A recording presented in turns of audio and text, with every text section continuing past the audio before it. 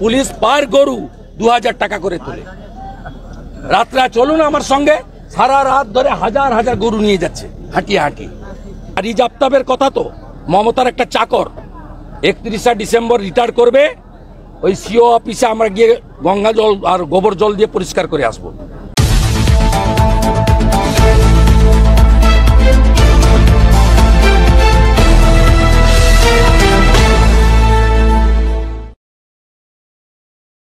দেখলেন উপনির্বাচন 6টি কেন্দ্রে, তার সামগ্রিক ছবিটা কি দেখলেন নৈহাটি থেকে মাদারিহাট? ফাইনালি পাইনি, তবে পুলিশ ভার্সেস ভারতীয় জনতা পার্টি হয়েছে। শুধু হাওড়াতে কিছুটা আইএসএফ সিপিএম লড়ার চেষ্টা করেছে, পারেনি খুব একটা। বাকি সর্বত্রই হাওড়াতেও বিজেপি লড়েছে, মূলত হিন্দু এলাকাতে। আর বাকি জায়গায় ভারতীয় জনতা পার্টির কর্মীরা লড়াই করেছেন এবং বুথগুলো লুট করতে পারেনি। তবে যে কায়দাতে পুলিশ গতকাল বিকাল থেকে ভারতীয় জনতা পার্টির পোলিং এজেন্টদেরকে গ্রেপ্তার করা, ভয় দেখানো, চমকানো, থানায় বসিয়ে রাখা। মেদিনীপুরে তো আমাদের রাজ্য কমিটির সদস্য ধীমান কোলে অ্যারেস্ট হয়েছে, মিথ্যা মামলায় ফরওয়ার্ড করেছে। 25 জনের বেশি পোলিং এজেন্টকে গ্রেপ্তার করেছে। ওখানে ধৃতিমান বলে একটা ভাইপোর চাকর আছে, ওই করেছে। আর রুদ্রাংশু বেরা দাঁতনের নেতাকে রিমান্ডে নিয়ে চেয়েছে 5 দিনের জন্য, ও স্ত্রী হাইকোর্টে রিটও করেছে। ঠিক একইভাবে একজন আদিবাসী প্রার্থী রাহুল লোহার, তার গাড়ি ভাঙা হয়েছে, তার সঙ্গে থাকা লোকেদের উপর আক্রমণ করা হয়েছে এবং কিভাবে সন্ত্রস্ত করা হয়েছে তারপরেও আমরা রিপোর্ট নিচ্ছি। গত 4টি উপনির্বাচনে তৃণমূল যে ব্যাপকভাবে হিন্দু ভোটারদের আটকে ছিল, এবারে আংশিকভাবে হয়তো সফল হয়েছে, কিন্তু ওই একই কায়দায় রানাঘাট, বাগদা, রায়গঞ্জের মতো সম্পূর্ণ হিন্দু ভোটকে আটকাতে পারেনি। হিন্দুরা প্রায় 70% বেরিয়ে ভোট করার চেষ্টা করেছেন এবং ইলেকশন কমিশন, অবজারভার এবং এখানকার সিও মমতার ক্যাডার আরিজ আফতাব, এদের ভূমিকা অত্যন্ত জঘন্য ছিল। ক্ষেত্রে ক্ষেত্রে সেন্ট্রাল ফোর্সের ভূমিকা ভালো ছিল, বিশেষ করে তালডাংরা এবং মেদিনীপুরে, কিছুটা নৈহাটিতে।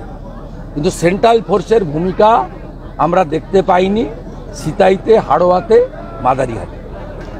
তাই সামগ্রিকভাবে এই জানকারিগুলো, ইনফরমেশনগুলো আমি আপনাদের দিচ্ছি, কিন্তু আসল নির্বাচনটা 26-এ হবে এবং 26-এর নির্বাচনে আমাদের রাষ্ট্রবাদী এবং সনাতনীদের কাছে গণতন্ত্রের ডু অর ডাই, আমরা সেটা করে দেখাবো। মানুষ জোট বাঁধছেন। বলছি ডব্লিউবিটিসির যে কর্মচারী রয়েছে তাদের 10% বেতন কম পেয়েছে, অনেকদিন আগে করেছে, 1 মাস আগে করেছে। ভিখারি সরকার এটা করবে? আপনার ট্যাবের টাকা চলে যাচ্ছে বিহারে, বাংলাদেশে। সিসিটিভির দাম 3.5 লক্ষ টাকা। সবাই বলতো কয়লা, বালি, পাথর টাথর খায়, এখন ট্যাব খাচ্ছে, সিসিটিভি খাচ্ছে।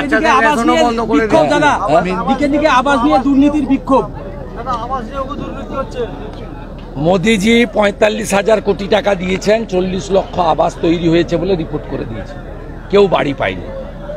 আমরা ফাইনাল লিস্টের অপেক্ষায় আছি। ফাইনাল লিস্ট প্রকাশ হলে চোরেদের নাম থাকলে পাকা বাড়ি সহ আমরা ব্যবস্থা নেওয়ার জন্য যা করার করব। আর যতজনের বাড়ি নেই পাওয়ার যোগ্য, কোনো দল না দেখে তাদের সকলকে বাড়ি দিতে হবে মমতা ব্যানার্জিকে। এই দাবিতে ভারতীয় জনতা পার্টির পক্ষ থেকে চূড়ান্ত তালিকা প্রকাশের পরে আমরা গ্রাম পঞ্চায়েত থেকে নবান্ন পর্যন্ত ব্যাপক আন্দোলনের রূপরেখা তৈরি করছি। মেদিনীপুরে আপনি যে অভিযোগ করেছেন বাড়ি ঘিরে রাখার বা গৃহবন্দী করে রাখার, কমিশন জানাচ্ছে সেক্টর অফিসার গিয়েছিলেন, কিউআরটি গেছিল।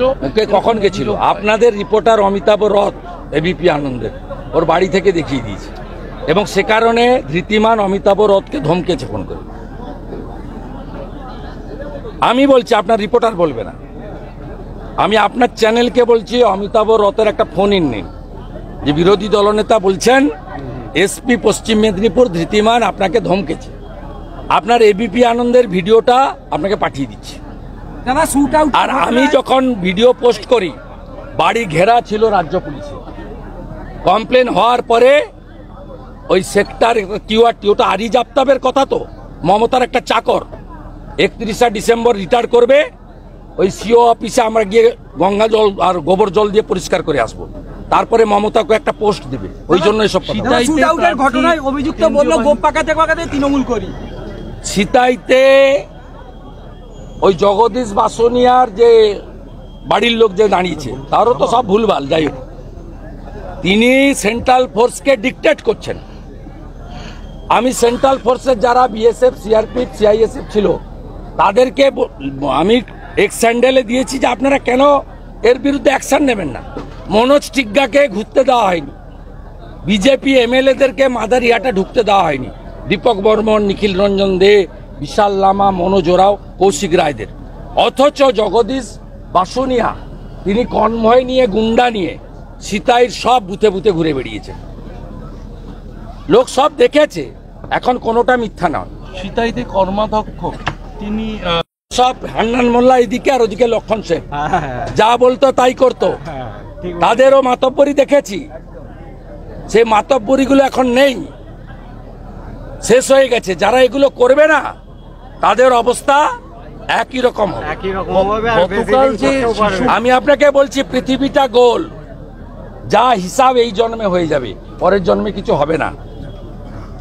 আর একটা প্রবাদ বাক্য আছে, চিরদিন কাহারও সমান নাহি যায়।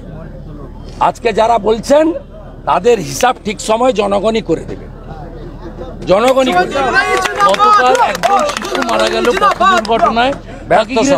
দুটো দিক উঠে এলো, এক হচ্ছে অটো চালক এবং মা আহত অবস্থায় বিভিন্ন হাসপাতালে। আমি কালকেই বলেছি, পুলিশ নিয়ে যায়নি বলে অ্যাডমিশন করেনি, অমানবিক।